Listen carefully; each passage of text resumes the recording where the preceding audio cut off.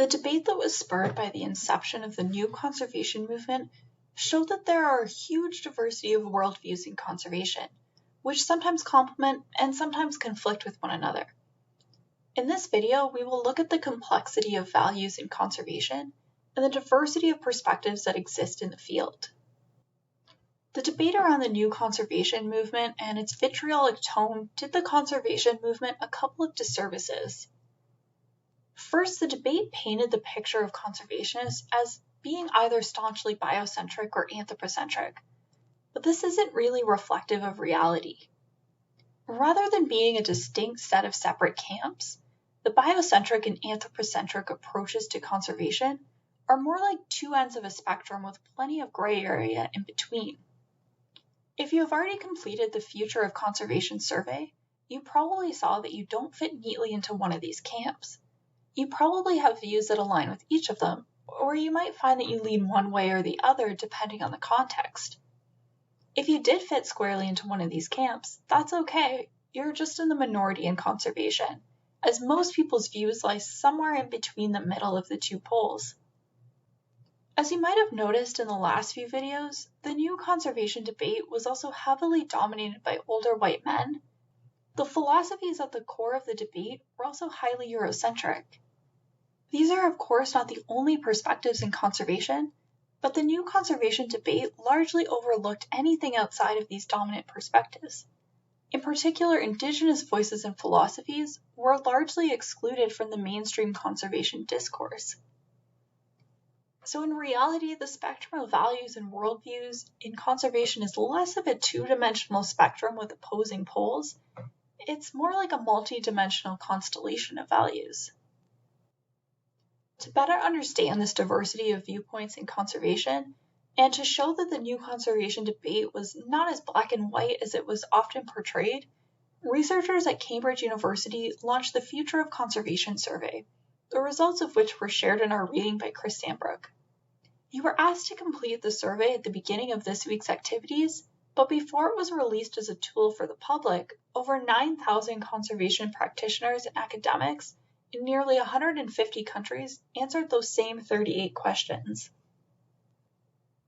In our reading, the authors identified three core dimensions to the debate around conservation values, and the main goal of the survey was to see if the patterns of responses were linked to these dimensions or if they were more independent. Let's take a quick look at each of these dimensions. The first dimension identified was people-centered conservation, where people play a strong role in conservation as both participants and stakeholders. Beliefs that are strongly associated with this dimension include viewing the giving of voice to those affected by conservation action as an ethical imperative, that advancing the well-being of all people should be a goal of conservation, and that community management of resources is more effective than top-down approaches to conservation. Science-led ecocentrism was the second dimension that was identified. In this approach to conservation, science plays the key role, as do the core philosophies of ecocentrism or biocentrism, like the thinking we saw with Soulé's normative postulates in our first video. Some statements that people who are firmly in this camp would be in strong agreement with: that a core goal of conservation is to conserve nature for nature's sake, and that to achieve conservation goals, human population growth needs to be reduced.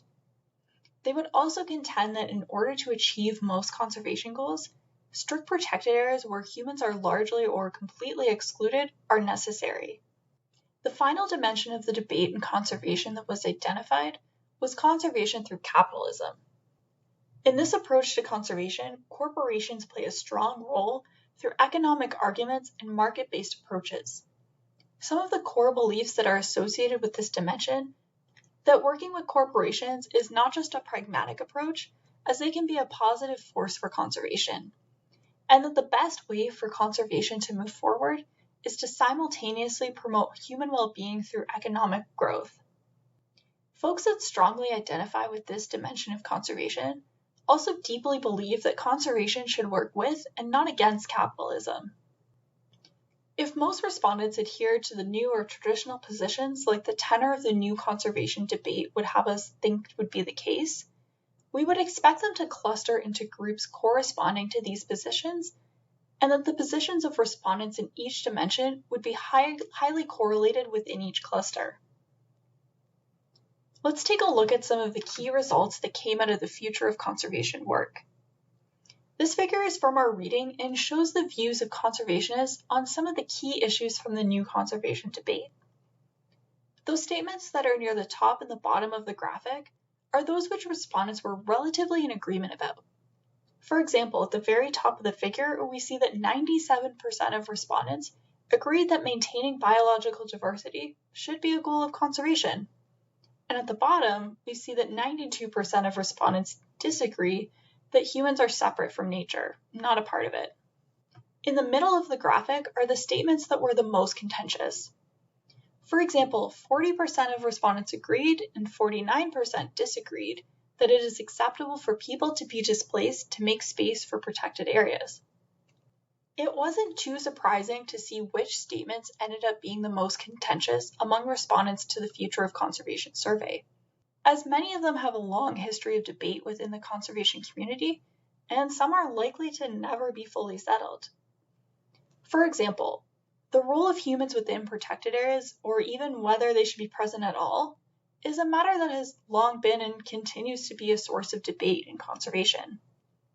Similarly, a lot of ink has been spilled debating the idea of whether or not there is such thing as pristine nature that is untouched by humans.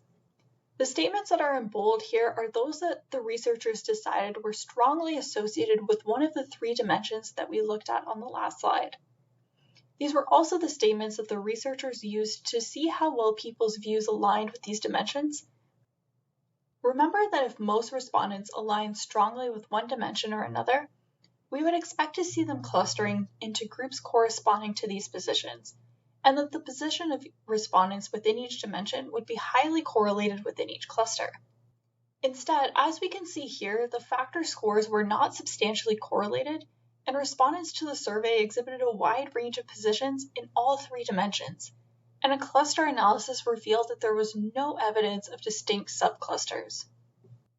They found that the majority of respondents were in favor of both people-centered conservation and science-led ecocentrism, even though these two perspectives are often treated as mutually exclusive. This may be reflective of the pragmatic approach that Heather Tallis and Jane Lubchenco talked about in their call for calm and unity. And it could also be an indication that these two seemingly contradictory positions can actually complement each other, with different approaches more suitable for different contexts. That being said, opinions over conservation through capitalism were much more polarized, with over a quarter of respondents being firmly against the approach, compared to the 5% who opposed people-centered conservation and the 2% in opposition to science-led ecocentrism. Although individual respondents generally did not align neatly with one dimension or another, the researchers did find some relationships between the dimensions and the demographics of respondents. For example, they found that in general, people-centered conservation was favored by folks whose training was not exclusively in the natural sciences, and those who are from Africa, Asia, and South and Central America.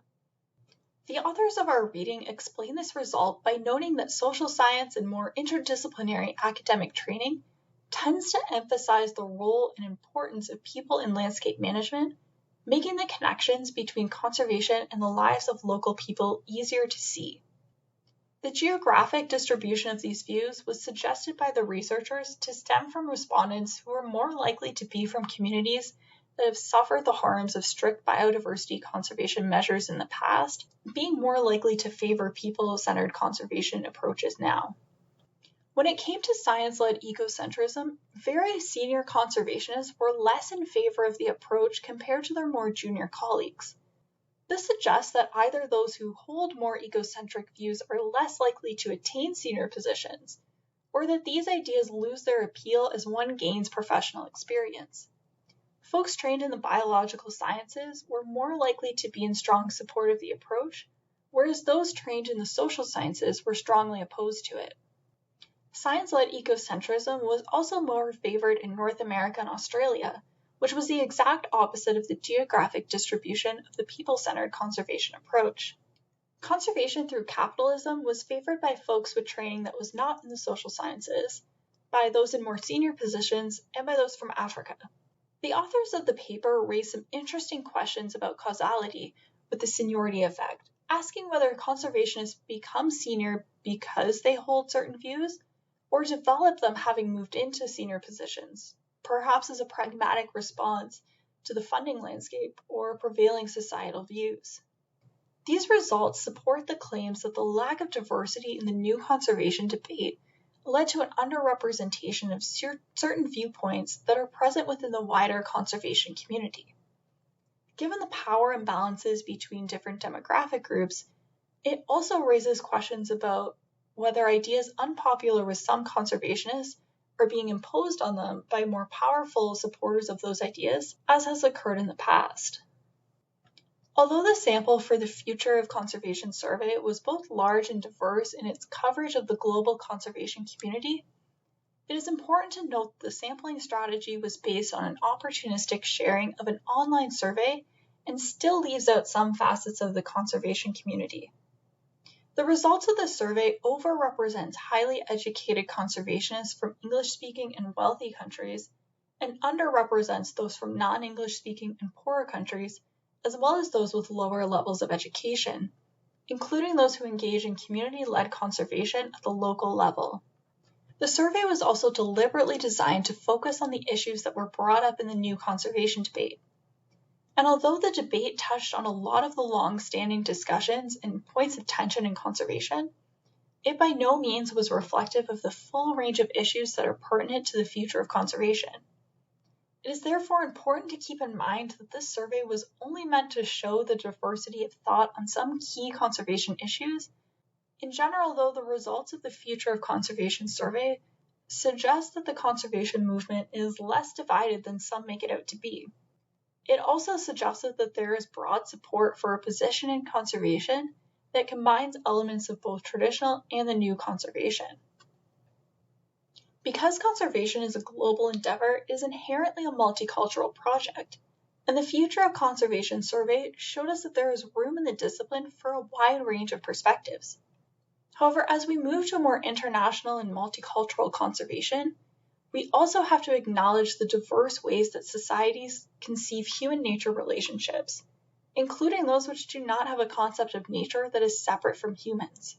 For conservation to be inclusive and successful on the global scale, all of these different conceptions and perspectives need to be put on equal footing with those that currently and have historically dominated conservation discourse. At the local level, the success of conservation efforts is often determined by the degree to which they align with local cultural conventions and worldviews. Effective conservation action requires the support of diverse stakeholders who invariably perceive the world differently and have different sets of motivations. The path to success, therefore, lies in finding strategies that work for the worldviews and motivations of the different stakeholders involved in any given project. To be effective, conservation policy and action needs to be pluralistic and recognize cultural differences in how people relate to and think about the natural world. Conservation that seriously acknowledges all worldviews is not only the ethical thing to do, it is also practical and strategic. It is a strategic choice because it will improve conservation program buy-in by local communities that are most affected by the programs. It is a practical option because it increases the likelihood that practitioners will be able to identify community leaders to act as champions for the conservation actions and further help improve the chances of success. But above all, it is an ethical approach to conservation as it centers and elevates the voices of people who have been historically marginalized in conservation. What this really means is that there is no one-size-fits-all solution to conservation problems, and there is no one single worldview that can best address these issues.